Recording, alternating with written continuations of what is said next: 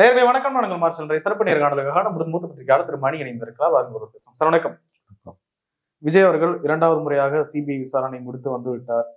ஜனநாயகன் பட நெருக்கடி கிரவுண்ட் லெவல்ல என்ன மாதிரியான பார்வையை விஜய் மீது தாவேகா மீதும் இது கொடுத்திருக்கிறார்? இல்லைங்க, ஒரு மாதமா அவர் அரசியல் பேசலைங்க, அமைதியா இருக்கார்.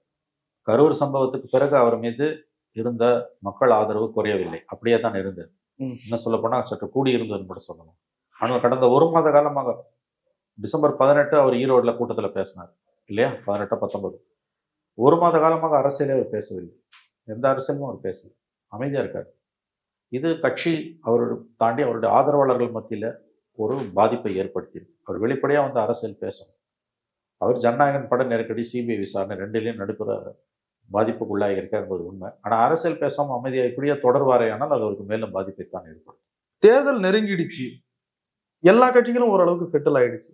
விஜய் மட்டும் இன்னும் என்ன பண்ணிட்டு? பட் அவருக்கு இந்த முறை வாய்ப்பு குறைவு. அவரோட இப்போ டிடிவி அங்கே போயிட்டாரு, என்டிஏ போயிட்டாரு. ஓபிஎஸ் கூட அந்த ஒரு ஆள் வைத்திலிங்கம் திமுக போயிட்டாரு. ஓபிஎஸ் மட்டும்தான் இருக்காரு. தேமுதிகலாம் ஒன்று திமுக இல்லை என்டிஏக்கு தான் போவாங்க, விட விஜய் கிட்ட போக மாட்டாங்க. ராமதாஸும் இவங்க 2 பேர்ல ஒருத்தர் தான் தேர்ந்தெடுப்பாரு, இல்லை தனியாக போவார். விஜய் கிட்ட போகிறதுனால எந்த லாபமும் அவருக்கு இல்லை, விஜய் கிட்ட போக முடியாது. விஜய் தனிக்கு தான் களம் காண்பார். தாவேக தனியாகத்தான் எல்லா தேர்தல் நேரத்தில் வரும். அது எப்படின்றது அவங்கள தான் முடிவு பண்ணுவோம். கூட்டம் அதிமுக இப்பொழுது பலம் பெற ஆரம்பித்திருக்கிறது. டிடிவி உள்ள போறாரு, இந்த அலையன்ஸ் ஒன்னாகுதுன்னா இந்த அலையன்ஸ் வந்து ஒரு ஃபார்மடபிள் அலையன்ஸா உருவாகுது. நேற்று வரையில் தொய்வடைந்திருந்த அதிமுக என்று பலம் பெற தொடங்கி இருக்கிறது. போட்டி கடுமையாக இருக்கும். திமுகவே வெற்றி பெற்றாலும் மிக கடுமையாக போராட வேண்டியிருக்கும். யாருக்கும் மெஜாரிட்டி இல்லாத ஃபார் த ஃபர்ஸ்ட் டைம் தமிழகம் தொங்கு சட்டமன்றத்தை கூட எதிர்கொள்ளலாம். அதனால இந்த டெவலப்மெண்ட் நாம் முக்கியமாக கவனிக்க வேண்டிய ஒரு டெவலப்மெண்ட் தான். கூட்டணிக்கான எல்லா கதவுகளும் மூடப்பட்டு விட்டதா விஜய்க்கு? அவரே மூடிட்டாரு. அவர் எங்க போவார்? இன்னைக்கு திமுக பக்கம் போக முடியாது. திமுக அரசியல் எதிரி. என்டிஏ பக்கம் போறதுக்கு ஒரு வாய்ப்பு இருக்கு. கொள்கை எதிரி வந்து யாரும் சீரியஸா எடுத்துக்கிறது கிடையாது. அந்த பக்கம் போவார்னு எதிர்பார்த்தாங்க, போல. இது ரெண்டும் இல்லைன்னா தனியா தான் போய் ஆகணும். தனியா போறதுனால விஜய்க்கு என்ன கிடைக்கும்னு நினைக்கிறீங்க? அவருக்கு என்ன கிடைக்குதுன்றதை விட மற்றவங்களுக்கு என்ன கிடைக்கும்ன்றது தான் முக்கியம். திமுகவுக்கும் அண்ணா திமுகவுக்கும் என்ன கிடைக்கும் போது உடைக்கிற ஓட்டுகளால யாருக்கு லாபம்? மற்றவங்களுக்கு தான் பெனிஃபிட். அதை பார்க்கணும். தன்னை பற்றிய மிகை மதிப்பீடும் அரசியலை பற்றிய அடிப்படை புரிதலும் விஜய்க்கு இல்லாமல் இருந்ததன் விளைவுதான் இன்னைக்கு இந்த சிச்சுவேஷன்ல இருக்காரு. உங்கள் எதிரி திமுக, அது உங்களுடைய நம்பர் 1 கொள்கையா, அல்லது நீங்கள் முதலமைச்சராக வேண்டும் என்பது உங்களுடைய நம்பர் 1 கொள்கையா? இது ரெண்டுல நம்பர் 1 எது, நம்பர் 2 எது? நீங்க சிஎம் ஆகணுன்றது நம்பர் 1 திமுகவை ஆட்சியிலிருந்து அகற்ற வேண்டும் என்பது நம்பர் 1 இதுக்கான பதில தான் அவருடைய அரசியல் எதிர்காலம் இருக்கு. திமுக தான் என் எதிரின்னு அவர் நம்பர் 1ன்னு முடிவு பண்ணியிருந்தாருன்னா ஒரு அதிமுக கூட்டணியில சேராம திமுக தோற்கடிக்க முடியாது. கூட்டணி இல்லாம திமுகவை வீழ்த்துவது அடிப்படையில் சாத்தியமற்றதுன்ற குறைந்தபட்ச ஒரு குழந்தைக்கும் தெரிந்த புரிதல் அவருக்கு இல்லை. இல்ல நான் சிஎம் அவர் தான் எனக்கு முக்கியம், அதுல திமுகவை எதிர்க்கிறதுன்றது வந்து 2ஆம் பட்சம் தான். 26ல் தோத்தால் 31 வந்துடும்ன்ற முடிவுக்கு ஒருவேளை அவர் வந்திருந்தால் இப்ப எடுக்கிற முடிவு கரெக்டா இருக்கு. அவர் திமுகவை எதிர்த்துக்கிட்டு அண்ணா திமுகவை எதிர்த்துக்கிட்டு நான் தாண்டா சிஎம்னு வந்து நிற்கலாம். ஆனா எனக்கு எதுவுமே பேசாம ஒரு மாசமா ஒரு கடத்திலேயே ஸ்மார்ட்லேயே இல்லையாங்க. என்னங்க அரசியல்? கொஞ்சம் யோசிக்கணும். நெருக்கடி அப்படி கொடுத்துட்டு இருக்காங்க சார். 1000 நெருக்கடி மத்தியில தான் அரசியல்வாதி வளருவான். இது என்ன பெரிய நெருக்கடி? இந்த கரூர் கேஸ்ல நான் தூக்கில போட்டுருவான். ஆக்சிடென்ட், அது அதிகபட்சம். வேற என்ன அவங்க திட்டம் போட்டு யாராவது கொலை பண்ணாங்களா? அப்படியே பண்ணாலும் அவரு பண்ணல, எதிர்கட்சிக்காரன் தான் பண்ணிருப்பான். அவரே ஒரு கட்சிக்காரனை கொலை பண்ணுவாரு. பெரிய கேஸ் அது. உங்களுக்கு வெளிப்பார்வைக்கு அப்படி தோணுது. அது என்ன ஆக்சிடென்ட் தானே, நெக்லிஜென்ஸ் தானேங்க. யாருமே அதை விரும்பி செஞ்சிருப்பாங்கன்னு நான் நம்பல. திமுகவும் எதிர்கட்சியும் பண்ணியிருக்காரு, ஆளுங்க சொந்த கட்சியான தாவேகாவும் அதை பண்ணியிருக்காரு. கவனக்குறைவால் ஏற்பட்ட ஒரு பேரழிவு. அப்படிதான் நான் அதை பார்க்குறேன். ஜனநாயக படத்துக்கான நெருக்கடி வந்து கொடுக்க தான் செய்வோம். என்னைக்கு இருந்தாலும் அந்த படம் வெளியில வரும். இது ரெண்டும் ஒன்று அப்படியே போட்டு அமுத்திடுமா? நெருப்பாத்துல மயிர்பாலம், ரோமங்களாலான பாலங்களை கட்டி வளர்வது நடப்பதுதான் அரசியல்.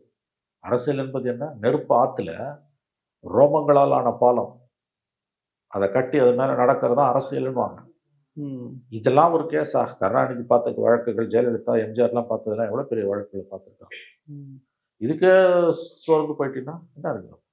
இல்ல, விஜய் அவர்கள் தன்னுடைய அரசியல் அனுபவ போதாமையின்மையால் கொஞ்சம் திணறி அது அவர் கொஞ்சம் டவுன் ஆயிட்டாரா, அல்லது அடிச்சு டவுன் ஆக்கிட்டாங்களா? அடிச்செல்லாம் டவுன் ஆக்கினா அடிக்கதான் செய்வாங்க. உங்க கேள்வி 2 கேள்வியுமே ஒரே கேள்விதான். தாக்குதல்கள் வந்து தாங்க தீரும். அதுவும் அரசியல்ன்றது ரொம்ப வித்தியாசமான ஒரு கேம். நீங்க அரசியலுக்கு குழந்தை, புதுசு. வந்தோடனே பெரிய பெரிய பேச்செல்லாம் பேசுனீங்க. கொள்கை எதிரி, அரசியல் எதிரி. திமுக ஒரு தீய சக்தி. திமுக ஒரு தீய சக்தின்னு சொல்லிட்டு 1 மாசமா ஆளே காணோம். என்ன அரசியல் இது? இன்னைக்கு எல்லாரும் ஓடிட்டு இருக்காங்க. முன்னால ஏடிஎம்கே பலம் பெற்றுக் கொண்டிருக்கிறது. அவங்க தேர்தல் அறிக்கையெல்லாம் தயாரிக்க ஆரம்பிச்சிட்டாங்க. எல்லாரும் தான் தேர்தல் அறிக்கை தயாரிக்கிறான். எவன் தான் தேர்தல் அறிக்கை தயாரிக்கல? தேர்தல் அறிக்கை எல்லாரும் தயாரிக்கலாம். கிரவுண்ட் என்ன? நீங்க கிரவுண்ட்லயே இல்லையே சார். நீங்க எங்க சார் இருக்கீங்க? முதல்ல அதை சொல்லுங்க. இல்ல சார், கிரவுண்ட்ல வந்தா பிரச்சனை வருது சார். கட்சியை கட்டமைப்பு பலப்படுத்திட்டு இருந்தாரு. மற்ற வேலைகள்லாம் நார்மல் அரசியல் ஆக்டிவிட்டிஸ் பார்த்துக்கிட்டு தான் இருக்காரு. எங்க இருக்காரு நார்மல் ஆக்டிவிட்டிஸ்? உங்க இருப்ப மக்கள் கிட்ட எப்படி தெரிவிப்பீங்க? நீ மக்கள் முன்னால வந்து நிக்கணும். தொண்டர்கள் போயிட்டு தானே இருக்காங்க. மக்கள் கிட்ட நீ பேசணும். பேசுனியா? ட்விட்டர் போட்டார். ஏதாவது இந்த தலைமுறை ட்விட்டர்ல தான் இயங்குது இல்லையா? எல்லா அரசியல் கட்சி தலைவர்களும் ட்விட்டர்ல இருக்காங்கல்ல. அந்த டூல்ஸ் ஹேண்டில் பண்ணாதவங்க கூட அட்மினை வச்சு ஹேண்டில் பண்றோம். ஸ்டாலினோ, எடப்பாடியோ, மோடி, ராகுல் காந்தி, எல்லா தலைவர்களும் ட்விட்டர்ல இருக்காங்களா இல்லையா? டிடிவி தினகரன். ட்விட்டர்ல இல்லாத தலைவர்களே கிடையாது. அரசியல்வாதி ட்விட்டர்ல இல்லாம இன்னைக்கு இருக்க முடியாது. பாரம்பரிய ஊடகங்களுக்கு இணையா சமூக வலைதளங்கள், எஸ்பெஷலி ட்விட்டர்ல இல்லாம ஒரு அரசியல்வாதி இன்னைக்கு இருக்க முடியுமா? நீங்க சொல்லுங்க. டொனால்டு ட்ரம்ப்ல இருந்து டிடிவி தினகரன் வரையில எல்லாரும் இன்னைக்கு ட்வீட் பார்த்து தான் நம்ம தெரிஞ்சுக்கிறோம். கிரீன்லாண்டை பிடிக்க போறோன்னா ட்ரம்ப் எதில் சொல்றாரு? அவருக்குன்னே இருக்கக்கூடிய அந்த ஒரு சோஷியல் மீடியா டூல் இருக்குல்ல, ட்ரூத் அப்படின்னு ஒரு, அதில் தானே போடுறாரு. ட்வீட்டில் போட்டான். மோடி முக்கியமாக ஒன்று சொன்ன எப்படி தெரிஞ்சுக்கணும்? ட்விட்டரில் இருக்காங்க, போட்டாருங்க. ராகுல் காந்தி வந்து ஜனநாயகன் படத்துக்கு ஆதரவு தெரிவித்து மோடி கவர்மெண்ட் கருத்துரிமை மீதான, தமிழ் கலாச்சாரத்தின் மீதான தாக்குதல்னு ராகுல் காந்தி சொல்றது ஒரு ஸ்டேட்மெண்ட் கொடுத்து அது பிடிஐ யூஎன்ஐல வந்து எடுக்கிறீங்க இல்லையா? ட்விட்டர்ல வந்திருக்கு. இப்படிதான் எடுக்கணும். அவரும் ட்விட்டர்ல தானே இயங்கிட்டு இருந்தாரு. விஜயம் அதிகமா அவர் பேசினது ட்வீட்ல தானே, தன் நண்பர்கள்கிட்ட பேசினாரு, மக்கள்கிட்ட பேசினாரு. கரூர் இன்சிடென்ட் பிறகு அந்த வீடியோ கூட எதில் போட்டாரு? ட்விட்டர்ல தான் போட்டாரு, எக்ஸில் போட்டாரு. இந்த 1 மாசமா எங்க? 1 மாசம்லாம் நீ லீவ் எடுக்க முடியாது அரசியல்ல. தயவு செஞ்சு அதை புரிஞ்சுக்கோங்க. அது கொந்தளிச்சு கிடக்குது. இல்ல விஜய் வேற எதுவும் காரணங்களுக்காக உள்நோக்கத்தோட செய்யல, இல்ல தெரியலன்னு நினைக்கிறீங்களா? இதனுடைய சீரியஸ்னஸ் அவருக்கு புரியலன்னு நினைக்கிறீங்களா? காலத்துல இதோட சீரியஸ்னஸ் புரியல, அதுல எந்த சந்தேகமும் வேணாம். அரசியலுக்கு ஒவ்வாத நடவடிக்கை தன்னுடைய நடவடிக்கை என்ற குறைந்தபட்ச புரிதல் அவருக்கு இல்லை. நீங்க உங்களை தவிர எல்லாரும் உங்களை பத்தி பேசுறான். ஜனநாயகம் படத்துலயும் சிபிஐ விசாரணை. நீங்க கருத்து சொல்லணும்ல, தொண்டனுக்கு உற்சாகம் கொடுக்கணும்ல, கவலை வேண்டாம், இது எல்லாத்தையும் கடந்து வருவோம்னு. ஏன் அமைதியா இருக்கீங்க? அதை தான் நான் சொல்றேன். நீங்க அமைதியா இருப்பதற்கான ஒரு உரிமை, சொகுசு உங்களுக்கு இல்ல. விஜய் வந்தப்போ ஒரு பெரிய மாசுறது, ஒரு பெரிய எதிர்பார்ப்பு, ஒரு 3% குறைஞ்சிருக்குன்றாரு. குறைஞ்சிருக்கு. அவங்க எடுத்த சர்வேஸ் படியே, வாய்ஸ் ஆஃப் காமன் சர்வேஸ் படியே நல்லா கவனிங்க. கரூர் சம்பவத்துக்கு பிறகு குறையில, கூடுச்சு. விஜய் பழிவாங்க சிம்பத்தி ஏறிச்சு, ஆதரவு தளம் பெருகுச்சு. அது வரைக்கும் அவர் ஆதரிக்காதவங்க கூட ஆதரிக்க ஆரம்பிச்சான். அரசு சதி செய்து விட்டது, ஆளுங்கட்சி சதி செய்து விட்டதுன்னு. ஆனா இப்ப போன 18 டிசம்பர் 18 ஈரோடு அந்த பொதுக்கூட்டம் நடந்ததில்லை, அதுக்கு பிறகு இந்த 1 மாத காலத்துல குறைந்திருக்கு. ஏன்னா ஆக்டிவிட்டியே இல்லை. ஓகே. ஆர்கே ராதாகிருஷ்ணன் பத்திரிகையாளர், ஃப்ரண்ட்லைன் செய்தியாளர், சீனியர் ஜேர்னலிஸ்ட், அவர் சமீபத்தில் ஒரு பேட்டியில் சொன்னார். இதில் சன் டிவி விவாதத்தில் சொன்னார். அவருடைய ஆதரவு தளம் குறைந்திருக்குதா எப்படின்னு அவர் சொல்றாரு. அவர் சமூக வலைதளங்களில் ஆர்கே ராதாகிருஷ்ணன் வேகமாக இயங்குறாரு. அவர் சொல்றாரு, முந்திலாம் நான் விஜய்க்கு எதிராக ஏதாவது ட்வீட் போட்டோம்னா ஆயிரக்கணக்கில் வந்து என்ன திட்டுவாங்க. இப்போ பெரிய அளவில் எதுவுமே எதிர்ப்பே இல்லைன்றாரு. அது ஒரு அளவுகோல். ஏன்னு கேட்டீங்கன்னா, விஜயோட ஆதரவாளர்கள்ன்றவங்க அடிப்படையில் சமூக வலைதளங்களில் வேகமாக இயங்குறவங்க. இன்னைக்கு இருக்கக்கூடிய கட்சி ஆதரவாளர்கள் திமுக, அதிமுக, பிஜேபி, காங்கிரஸ், லெஃப்ட் இப்படி வச்சுக்கோங்க, விசிகா, இந்த கட்சிகளோட ஆதரவாளர்கள்ல சமூக வலைதளத்தில் ரொம்ப ரொம்ப அக்ரெசிவா ஃபங்க்ஷன் பண்றவங்க யாருன்னு கேட்டீங்கன்னா, தமிழ்நாட்டில் தாவேகா ஆளுங்க. பிஜேபி, திமுக எல்லாம் ஃபங்க்ஷன் பண்றாங்க, ஏடிஎம்கேனா. பட் ரொம்ப இந்த 3 பேர் அதிகமாக ஃபங்க்ஷன் பண்றாங்க. வட இந்தியாவில் பிஜேபி அக்ரெசிவா ஃபங்க்ஷன் பண்ணுது. பட் தமிழ்நாட்டில் ரொம்ப அதிகமாக ஃபங்க்ஷன் பண்றது யாரு? இவங்கதான். ஆகவே அங்க வரக்கூடிய ஒரு மாற்றம் இருக்குல்ல, அது ஒரு அளவுகோல். ஓகே, நான் சொல்றது உங்களுக்கு புரியுதுங்களா? நம்ம நண்பர் ஆர்கே ராதாகிருஷ்ணன் பத்திரிகையாளர் சொன்னது, இதெல்லாம் நான் வந்து அவர் எதிராக பேசினேன்னா நிறைய பேர் வந்து எனக்கு பதில் கொடுப்பாங்க, என்கிட்ட சண்டை போடுவாங்க. ஆனால் இப்போ ரொம்ப பெரிய அளவில் எதிர்ப்பு எதுவுமே இல்லை. அவங்களும் என்னோட சேர்ந்து கிண்டல் பண்ணுறாங்க, நக்கல் அடிக்கிறாங்கன்றது. நீ ஒரு மாதம் காணாமல் போயிட்டீங்கன்னா, நீங்கள் வழக்கமாக சோஷியல் மீடியாவில் ஆக்டிவாக இல்லாமல் பாரம்பரிய ஊடகமான ப்ரெஸ் மீட் கொடுக்கறது, டிவியில் பேசுறது, கலந்துரையாடுறது அப்படி இருந்திருந்து ஒரு மாதம் நீ எதுவும் பண்ணாமல் இருந்தால் உனக்கு பெரிய பாதிப்பு இல்லை. உங்களோட இருப்பே ஒன்லி த்ரூ சோஷியல் மீடியா தான். ஏன்னா நீ ப்ரெஸ் மீட் கொடுக்கறது இல்லை, யூடியூப்பில் பேசுறது இல்லை, இன்ட்ராக்ஷன் கிடையாது, பொது நிகழ்ச்சிகளில் கலந்துக்க எதுவுமே கிடையாது. நீங்கள் இருக்கீங்கன்றதுக்கான ஒரே அடையாளம் த்ரூ சோஷியல் மீடியா தான் தெரியுது இல்லையா விஜயோட பாலிடிக்ஸ். ஆனால் அந்த ஆக்டிவிட்டியும் கட் ஆகுதுன்னா என்ன பண்ணுங்க? எப்படிதான் போகும் இனி விஜயனுடைய அரசியல்? நல்ல கேள்வி மார்ஷல், என்கிட்ட பதில் இல்லை. நாள் நெருங்க நெருங்க பிரசாந்த் கிஷோர் கதை தானோன்னு தான் சந்தேகம் வருது. ஏன்னா நீங்கள் ஃபங்க்ஷனே பண்ணாமல் எப்படிங்க இருப்பீங்க? எதுவுமே பதில் பேசாமல் ஒரு தலைவன் எப்படிங்க இருக்க முடியும்? தலைவன்றவன் யார்? முதல்ல நின்று அவன் தளபதிங்க, படை தளபதி. முன்னால் லீட் பண்ணணும், முன்னால் படையை வழி நடத்தணும். நீங்கள் இல்லவே இல்லையா? நீங்கள் களத்திலேயே இல்லையே. நீங்கள் களத்தில் இருக்கீங்கன்றதுக்கான ஒரே அளவுக்கு உங்களுடைய சோஷியல் மீடியா ஆக்டிவிட்டிஸ் அதுவே சுத்தமா இல்லையே. கையில இருந்ததை கூட நழுவ விடுறாரோ விஜய்? அப்படித்தான் எனக்கு தோன்றுகிறது. ஏன்னா நீங்க சொல்றது கரெக்ட். அவருடைய பலம் என்பது நான் அடிக்கடி சொல்லுவது போல அவரால் தாங்க முடியாத அளவுக்கு அவருக்கு பப்ளிக் சப்போர்ட் இருக்கு. பட் அதை எப்படி சேனலைஸ் பண்றதுன்னு அவருக்கு தெரியல. என்ன சப்போர்ட் இருந்தாலும் தலைவன் வழி நடத்தவில்லை என்றால் பூத்துக்கு எப்படி வரும்? உங்க ஆதரவாளர்கள் எப்படி பூத்துக்கு வருவாங்க? விஜய் தனக்கு கிடைத்த வாய்ப்பை தவற விட்டு கொண்டிருக்கிறார், சிதற விட்டு கொண்டிருக்கிறார் என்றுதான் எனக்கு தோன்றுகிறது. செங்கோட்டையன் போன்றவர்கள்லாம் போனாங்கல்ல, ஒரு மனிதனால ஒன்றும் சாதிக்க முடியாதுங்க. செங்கோட்டையன் ஒரு அனுபவசாலிங்க. ஆனா அங்க இருக்கக்கூடிய கட்சி கட்டமைப்பு செங்கோட்டையனை பயன்படுத்திக்கிற அளவுக்கு இல்லை. அது முக்கியம் இல்ல? அது முக்கியம், அதுதான் முக்கியம், அதுதான் முக்கியம். செங்கோட்டையன் தமிழ்நாட்டின் மூத்த அரசியல் தலைவர்களில் ஒருவர். துரைமுருகனுக்கு அடுத்து senior most member of assembly அவர் தான். அதனாலதான் ஆக்டிங் சபாநாயகராகவே அவர் இருந்தார். ஒரு சீனியர் மோஸ்ட், துரைமுருகனுக்கு அடுத்து சீனியர் மோஸ்ட் எம்எல்ஏ, ஒரு மிகச்சிறந்த ஆர்கனைசர், நிர்வாகி. அவரை உன்னால பயன்படுத்திக்க முடியலன்னா நஷ்டம் தாவேக்காக தான். அவருக்கு என்ன 80 வயசு ஆக போகுது, 9 டைம் எம்எல்ஏவா இருந்துட்டாரு. விஜய்க்கு தான் நஷ்டம். இனியாவது களத்துல இறங்கி விஜய் நிக்கிறாரு. வந்தாருன்னா அது நல்லது. வந்தாருன்னா வாய்ப்பு இருக்கு. இப்ப கூட கெட்டு போயிடலாம், இழந்ததை கூட்டிடலாம். அவர் வரணும், ஸ்பாட்டுக்கு வரணும். இன்னமும் ஒண்ணு கெட்டு போல, கிரவுண்ட் இன்னமும் இருக்கு. எங்கேயோ கிடக்கு election. Days long period in politics. 2 மாசம் 40 நாள். அதான் 2 மாசத்துக்கு பெரிய டைமுங்க.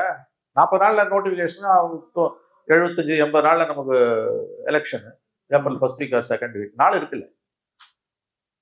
எவ்வளவு சீக்கிரம் வராரோ அவ்வளவு சீக்கிரம் கட்சிக்கும் அவருக்கு நல்லது. வராம இப்படியே எங்க இருக்கிறார் என்றே தெரியவில்லை என்றால் ஒன்றும் பண்ண முடியாது.